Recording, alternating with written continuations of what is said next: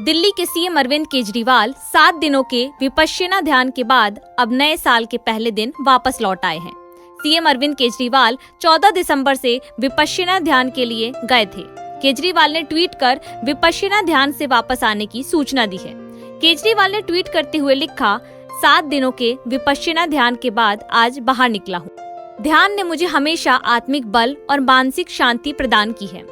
इस बार भी अधिक ऊर्जा के साथ देश की सेवा का संकल्प लेकर लौट रहा हूँ। इसके साथ ही अरविंद केजरीवाल ने एक और ट्वीट किया, जिसमें उन्होंने पीएम मोदी की मां हीराबेन के निधन पर दुख जताया। सीएम अरविंद केजरीवाल ने लिखा, आज 7 दिन की विपश्यना साधना से बाहर निकला तो प्रधानमंत्री जी की पूज्य माता जी के निधन के संबंध में सूचना मिली। सुनकर बहुत दुख हुआ। ईश्वर से प्रार्थना है कि दिवंगत आत्मा को अपने श्री चरणों में स्थान दे। केजरीवाल 14 दिसंबर को विपश्यना ध्यान के लिए गए थे। इस बीच सीएम की गैर मौजूदगी में दिल्ली का सारा कामकाज डिप्टी सीएम मनीष सिसोदिया देख रहे थे। केजरीवाल ने 24 दिसंबर को विपश्यना ध्यान पर जाने से पहले एक ट्वीट कर इसकी सूचना दी थी। केजरीवाल ने लिखा था, आज विपश्यना साधना के लिए जा रहा हूँ। साल में एक बार जाने की कोशिश करता हूँ। 1 जनवरी को लौटूंगा। कई 100 साल पहले भगवान बुद्ध ने ये विद्या सिखाई थी। क्या आपने विपश्यना की है? अगर नहीं तो एक बार जरूर कीजिए। मानसिक, शारीरिक और आध्यात्मिक बहुत लाभ होता है।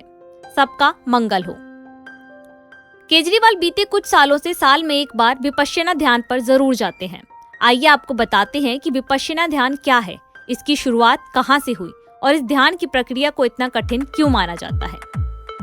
क्या होता है विपश्यना ध्यान? विपश्यना ध्यान लगाने की विधि को कहते हैं और ये भारत में करीब 2500 साल पुरानी मानी जाती है। जब बुद्ध ने इसे रीडिस्कवर किया था। रीडिस्कवर माने ये कला उससे भी पहले समय से मौजूद रही, लेकिन कहीं गुम हो गई थी। फिर बुद्ध ने इसे वापस जिंदा किया।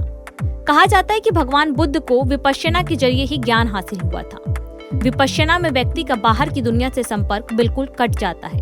ना कोई फोन, ना इंटरनेट, ना टीवी, ना लिखने पढ़ने के लिए कोई किताब या कलम दी जाती है।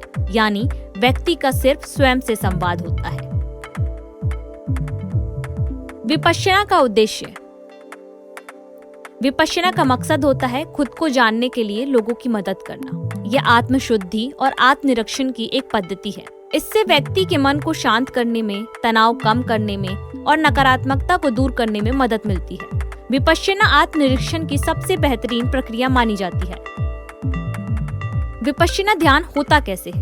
विपश्यना में 3 चरण होते हैं। पहले चरण में साधक को उन सब चीजों से दूर कर दिया जाता है जो उसके लिए नुकसानदेह हो, जैसे झूठ बोलना, मांस खाना। दूसरे चरण में 3.5 दिन लगते हैं। इसमें अपनी सांस पर ध्यान केंद्रित करना और मन को एकाग्र करना होता है। और तीसरे और आखिरी चरण में इसमें बॉडी के अंदर हर पल घट रही घटनाओं को एक दर्शक जैसे देखना सिखाया जाता है। केजरीवाल हर साल की तरह इस साल भी विपश्यना साधन में 7 दिनों के लिए गए थे। केजरीवाल की तरह राहुल गांधी भी विपश्यना साधन के लिए जा चुके हैं। साल 2015 में राहुल गांधी विपश्यना के लिए गए थे। नवभारत टाइम्स ऑनलाइन की रिपोर्ट।